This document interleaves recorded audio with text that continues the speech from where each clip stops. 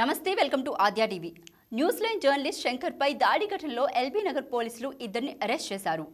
SI Madhu కథనం ప్రకారం రంగారెడ్డి జిల్లా తుర్కయాంజల్కు చెందిన Chalamala Shankar journalist news line పేరుతో యూట్యూబ్ ఛానల్, తెలంగాణ పేరుతో తెలుగు ఆన్లైన్ పత్రికను నిర్వహిస్తున్నాడు. శంకర్ తన సహచర జర్నలిస్టులు దండిగ నరసింహ, పుల్కాపురం శివతో కలిసి సిరీస్ రోడ్లోని తమ కార్యాలయం నుంచి గురువారం రాత్రి 10 గంటల 40 నిమిషాలకు తుర్కయాంజల్కు బయలుదేరారు.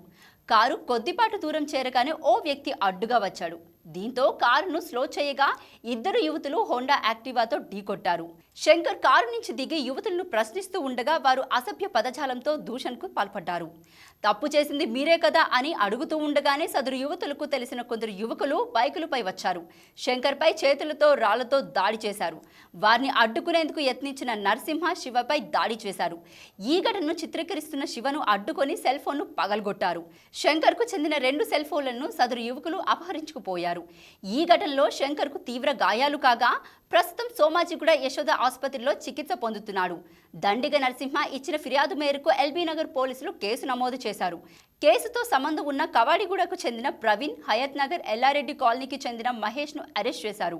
మిగతా నిందితుల కోసం గాలిస్తున్నారు. కాగా కారులో ప్రయాణిస్తున్న వ్యక్తులే తమను అసభ్య పదజాలంతో దూషించారంటూ నల్గొండ ఎస్ఎల్ఎన్ స్వామి కాలనీకి చెందిన శ్రీదుర్గ అనే యువతి పోలీసులకు ఫిర్యాదు చేసింది. హోండా యాక్టివాపై తన మిత్రురాలతో వెళుతూ ఉండగా కారు సడన్ బ్రేక్ వేసి ఆపారని, ఒక్కసారిగా బ్రేక్ వేయడంతో వెనుక నుంచి కారును బైక్ ఢీకొట్టిందని, కారు నుంచి దిగిన వ్యక్తులు తమను అసభ్య పదజాలంతో దూషించారంటూ ఫిర్యాదులో పేర్కొంది.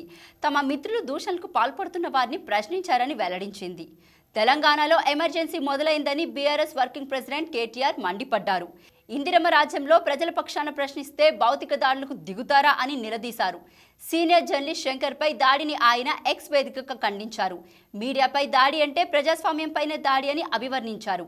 తెలంగాణలో ఫ్యాక్షన్ దాడుల సంస్కృతి మొదలైందని ఆయన వ్యక్తం చేశారు. ఈ విషయంలో సీఎం రేవంత్ రెడ్డి వెంటనే స్పందించి తగిన చర్యలు తీసుకోవాలని డిమాండ్ చేశారు. ఈ ఘటనపై జర్నలిస్టుల సంఘాలు, ప్రజాస్వామిక వాదులు స్పందించాలని కోరారు.